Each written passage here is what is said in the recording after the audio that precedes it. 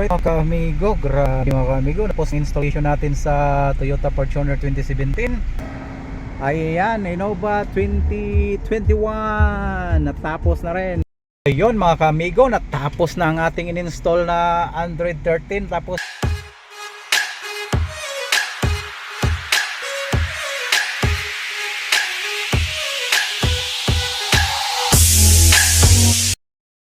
hello guys, good morning everyone. So dito tayo ngayon sa ADB Bank, which is nakita pa ako ng isang client sa aking mga post sa aking YouTube channel na gumagawa tayo ng mga infotainment. So ngayon mga ka-amigo, dito na po tayo sa lugar ng Ortigas. Tapos alam nyo po, ilang sasakyan yung gagawin ko dito. Tingnan nyo, napakarami niyan. So ngayon ng araw na to, tatlong sasakyan gagawin natin. Isang Innova 2021, isang Innova na 2010, at isang Toyota Fortuner na 2017. So ito po sila guys. So babanatan namin, dalawa kami dito. So ito yung isang kasama ko nandito sa loob. So siya yung titira ng Innova na 2021. Sa akin naman, ito yung Fortuner 2017. So alright guys, salamat ako sa ating client kasi nagtiwala sa atin. Foreigner talaga siya. So ito mga ka-amigo, ako babanat sa Fortuner, samantala yung isa kasama natin is yung babanat sa Innova. So ito po, bali bago ang lahat gagawin natin, i-check muna natin. Ito gagawin natin mga ka-amigo, ibubuhayin muna natin yung sasakyan bago natin siya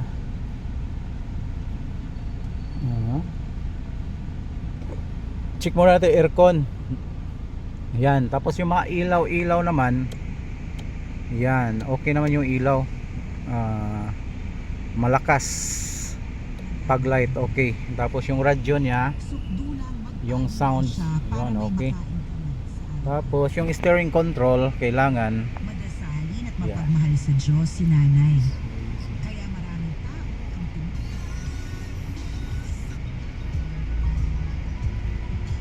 then yan mga ka-amigo.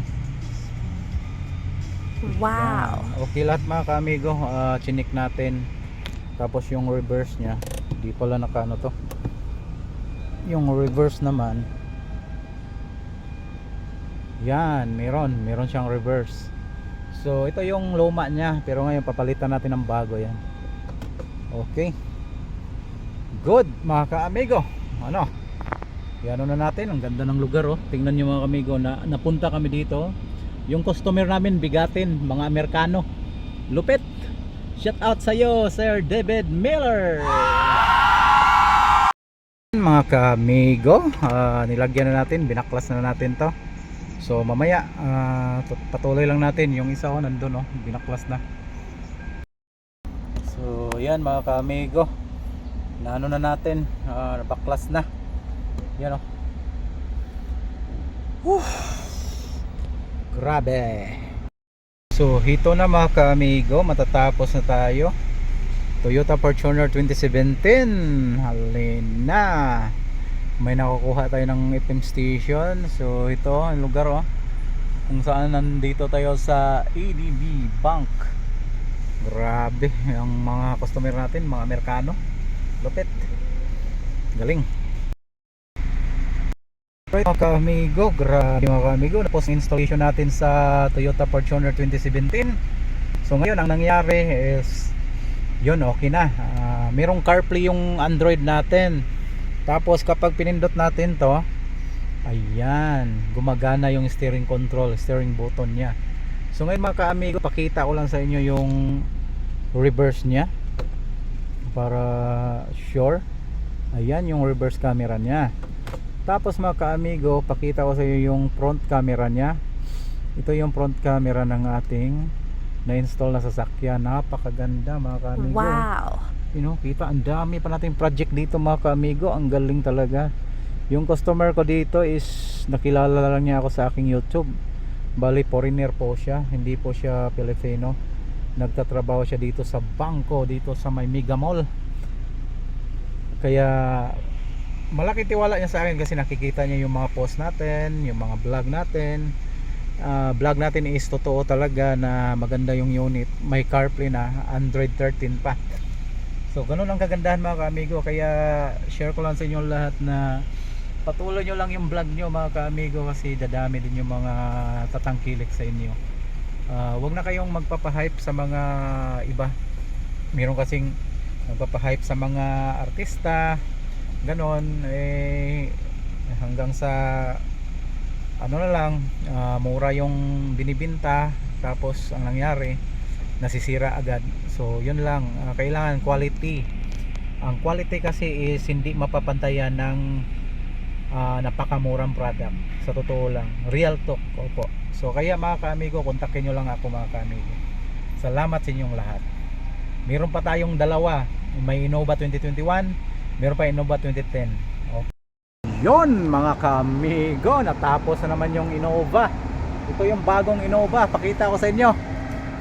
Ayan, Innova 2021. Wow. Natapos na rin. Bali tatlo po itong ginawa namin dito. Katatapos lang nung katatapos lang ng Fortuner. Bali tag-iisa kami. Tapos ngayon nung pagkatapos namin sa dalawang unit, babanata namin yung Innova 2010. Yun yung panghuli kasi mahirap yon. So ito mga kamigo, tingnan nyo, yan natapos na rin. Innova 2021. Sus, grabe. Ang ginawa namin dito is Android 13 with CarPlay. Then lahat is okay, gumagana. Pati yung reverse, ayan oh, reverse oh. Ang galing mga kaamigo. Oh, nice, very nice. Lupit. Ang dami sasakyan dito. Ang dami naming mga kailangang ma-installan pa. Kaya nagpasalamat ako sa client natin. Nakilala niya ako sa aking YouTube. Kaya yon, ang dami ko ng mga client. Salamat amigo Rolando. So hello mga kaamigo, ito na naman yung panghuli natin, Toyota Innova 2010. So ito, sus, grabe. Ang dami pa namin gagawin. Nandun pa. Nakapila. Wow. Lahat ng mga employer ng bangko nito is mga Amerikano. Kumukontak na sila sa akin, amigo Rolando, kasi nakikita nila yung mga gawa natin, install natin. Napakaganda talaga. Grabe. Guys, bali check muna natin bago natin galawin yung radio niya. Meron para siyang steering control dito. Yun, gumagana. Yan, gumagana lahat. So yan, steering control, then hazards, tapos yung mga ilaw. Yung gumagana naman yung mga ilaw niya. Yan, yan. Okay, tapos yung reverse niya, wala pa atang reverse to. Bali check natin, wala nga. Bali yung lang, yung ilaw doon, Bert, tingnan mga Bert. Bali pa-check lang natin yung ilaw doon sa likuran para makita. Meron? Oh, may reverse, Bert? Nasira yan. Na-disgrasya daw siya eh. Bukas papaayos niya. So yan. Okay. So yan mga kaamigo, babaklasin muna natin. So ganyan lang pagbabaklas niyan. Ang kagandahan lang dito mga kaamigo, plug and play pa rin tayo. Wow. Wala tayong i-splice, wala tayong puputulin dito. Shout out sa mga bank of EDB Bank. Galing. Ganda dito mga kaamigo. Ganda ng lugar, ganda ng area. Mga kaamigo, mga tornilyo babaklasin lang natin. Ganyan lang pong gagawin natin. Ha? So ito na yung mga original niya na socket mga kamigo. Walang kinagkaiba. Basta Toyota. Galing, no? So yan na yung Toyota Innova 2010 mga kaamigo. Ayan mga kaamigo. Ayan, ayan na, ayan na. Ako dito, tayo dito. So ito mga kaamigo, nilipat lang natin to, yung original niyan dito. Yun, nilipat natin.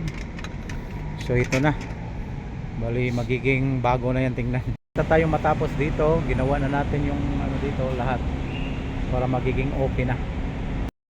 So ayan na mga kaamigo, nalagay na po natin to. So yan, nalipat na natin, tapos i-connect na natin dito habang ginagawa yung reverse. Yun, reverse yun mga kaamigo.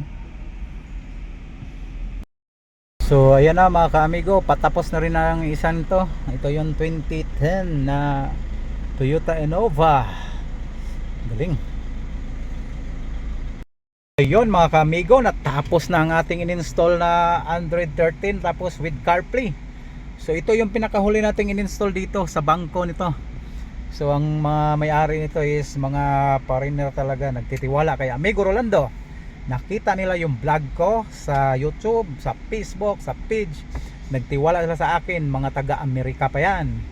Grabe si Amigo Rolando kay taga-Amerika. Nagaano sa atin, nagtatangkilik dahil sa ating angking kabutihan at angking kapugian. Joke lang. So ito mga kaamigo, ayun, tapos na. Bali, kompleto na lahat. May kamera na sa harap. Yan, kamera sa harap. Tapos pwedeng paliitin. Tapos meron dito yung reverse. Yan, yung reverse niya mga kaamigo. Ayan, napakalinaw po niyan, reverse na yan.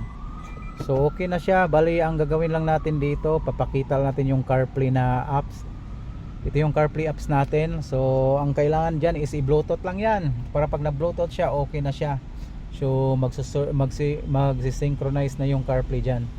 So ito mga kaamigo, yun, applicable siya sa internet, data, at saka sa Netflix, YouTube.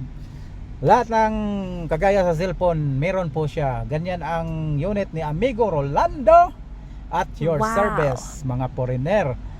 Shout out kay David Miller, shout out kay Peter, shout out kay Larry.